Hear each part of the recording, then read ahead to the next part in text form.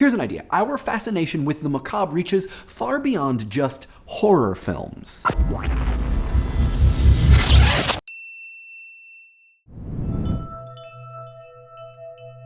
If you live in the United States and you've been to a Walmart recently, you've probably noticed that Christmas decorations are up on the shelves, which can only mean one thing. Halloween is almost here. That time of year where it is culturally acceptable to binge on orange candy, decorative gourds, and terrifying movies. There's been lots of talk by lots of very smart people, including Michael from Vsauce, in not one but two awesome videos about why certain people enjoy scary and creepy things, like horror films. Do you want to play a game? This question is endlessly fascinating because, as philosopher Noel Carroll points out, it is a paradox. The paradox amounts, he writes, to the question of how people can be attracted by what is repulsive. The long and short of it is a long, not short list implicating everything from biology to philosophy to psychology. Adrenaline, dopamine, catharsis, genre satisfaction, schadenfreude, power fantasies, feelings of omniscience or superiority over characters facing danger. I'll put a list for sources that talk about this stuff in the doobly-doo. What we're gonna do is take most of it as given, and instead of talking about why people are attracted by the repulsive, we're gonna talk about one example of what happens when that is the case. First, and most obviously, when lots of people enjoy the same thing, they will do it together. Ha-da-doy. Yeah, da-doy. Less da-doy, though, is the encouragement to share the experience of scary things especially. I mean, sure, you always want to go to the movies with your friends, but I think even more so when it comes to horror genres. Horror demonizes, sometimes literally, isolation, and in so doing, destroys it. The worst thing you can do in the starting premise of so many examples of the horror genre is the solitude of some character. You think you're alone? Well, guess what? No, you are not. And so we watch with friends. And maybe you're a tough customer who is perfectly fine watching The Descent alone, but you know who's not? Lots of people, okay? Let's not make a big deal of it. Implicit in the construction of so many horror films and explicit in much of their advertising is the expectation that the audience is not a viewer, but rather the viewers. With horror movies, especially in comparison to horror genres in other mediums, there is safety in numbers. Both in its viewing and the story, we are encouraged to stick together. And so its consumption becomes significantly social. Now, I know what you're thinking, and I completely agree. The consumption of all kinds of images, horrific or otherwise, is significantly social, but horrific ones more and distinctly so, I think. Capital H horror, not just the genre of media, but the experience of horror itself is very social. It is as a social group that we develop, identify, and grimace at the set of things which comprise the horrific. French philosopher Georges Bataille wrote about the horror of war, and that, quote, organized transgression together with the taboo make social life what it is. When the experience of horrific things through horror films becomes common, all kinds of social dynamics are illustrated. Horror is constructed almost entirely out of our inability to know some aspect of something for certain. A who, a where, a why, a when. Watching horror films in a group gives us something to know, some stable and knowable thing. Watching horror films together is less about protection, I think, because what is there to be protected from, and more about having an anchor to something that is certain. And if you don't scare easily, then horror movies become a way for you to experience or support this affect in others. There is, in other words, a fascination with having uncertain, distressing feelings or experiencing them in others. There is a fascination with media that can cause those uncertain, distressing feelings. Bataille wrote of horror that it is not synonymous with fascination, but rather, quote, if horror cannot suppress or destroy the element of fascination, it will reinforce it. In other words, whatever doesn't repulse us completely draws us in. We see this relationship between horrific images, the ideas they represent, and our fascination with them in another very important and I think telling place. The cable news. I'm not saying that horror movies are responsible for the editorial edict, if it bleeds, it leads, which is the strategy of airing more violent or salacious stories because they are always a ratings win. I am neither saying that horror movies have generally taken some cues from the cable news. What I mean is that for whatever reason audiences are fascinated by horror, when that fascination is widely held, compelling, and social, it only makes sense that horrific images and practices will begin to find their way to places other than just horror films. One of the most visible of those places is the 24-hour news cycle, or perhaps more appropriately, the 24 horror news cycle. I'm here every Wednesday. Don't forget to subscribe and tip your server.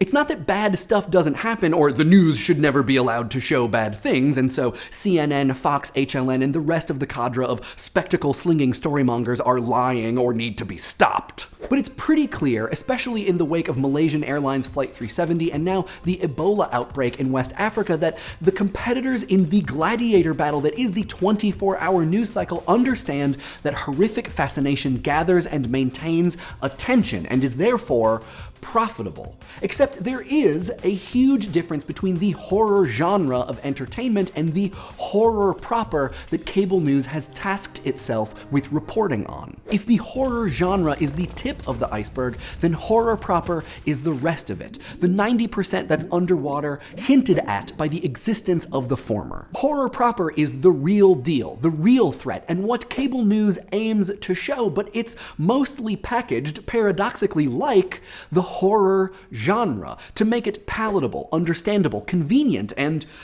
entertaining. All of the same moving parts seem to be present in both cable news and horror films. Fascination, which if not suppressed or destroyed grows stronger, elements of knowability and authority, but most importantly they are both social. The audience for cable news is never a viewer, but rather the viewers. We even popularly understand cable news networks to organize themselves around literal party lines. And so the cable news audience, like the horror movie audience and the horror movie character, is never alone. There might be some element of stability, some knowable thing, but there is also always something to be afraid of. They've likely completed all preparations to launch. What do you guys think? Is there some stylistic or tonal similarity between the horror genre and cable news? Let us know in the comments. And what are the worst 5 things that could happen if you don't subscribe to Idea Channel? Tune in at 11 to find out.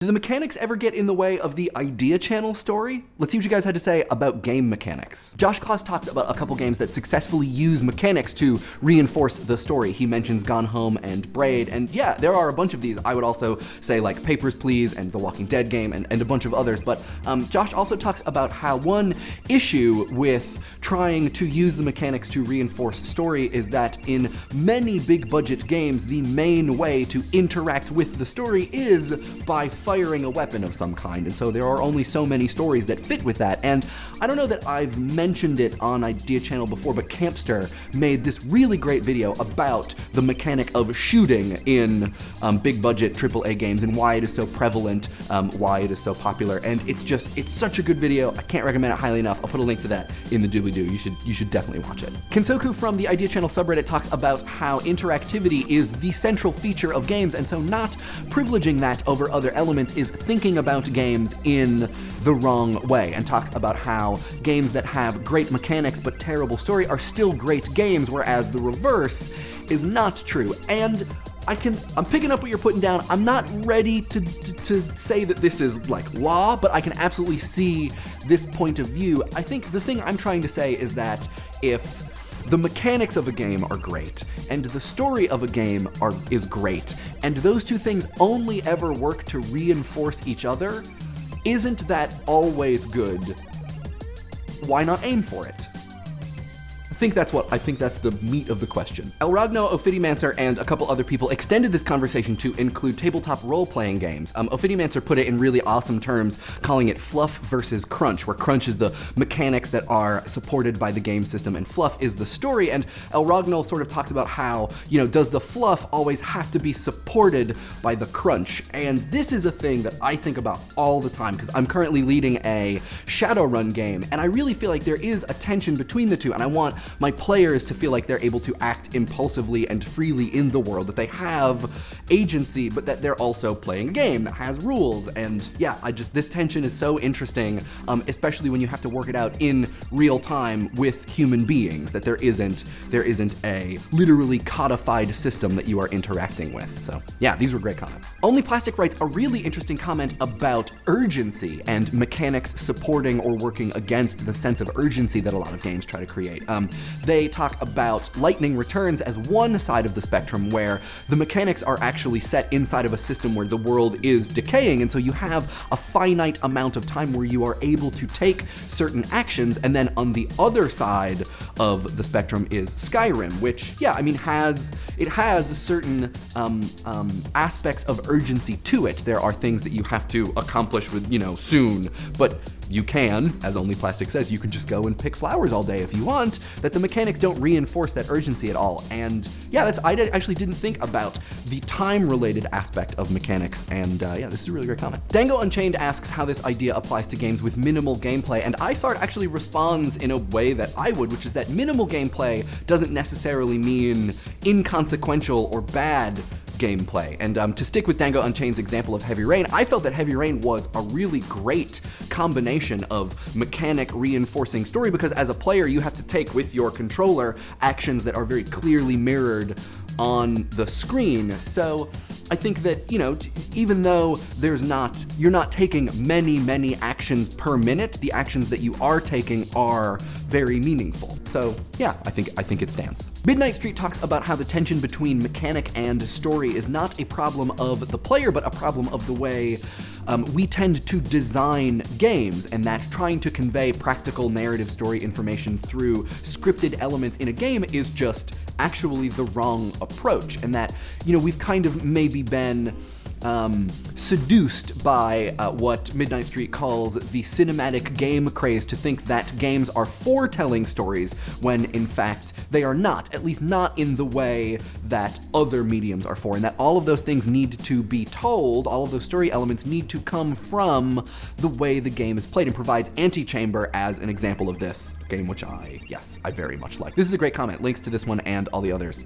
in the doobly-doo. This week's episode was brought to you by the hard work of these fearmongers. We have a Facebook, an IRC, and a subreddit. Links in the doobly-doo, and the tweet of the week comes from Taylor Flynn, who tweeted a picture of her class watching our recent fallacies video, which always blows my mind. If you guys are watching Idea Channel in class, would it be too much to ask if you let me know about it? I also want to know what class they're in, and what if there's a thing that the videos are in support of, because I'm so curious and a little terrified.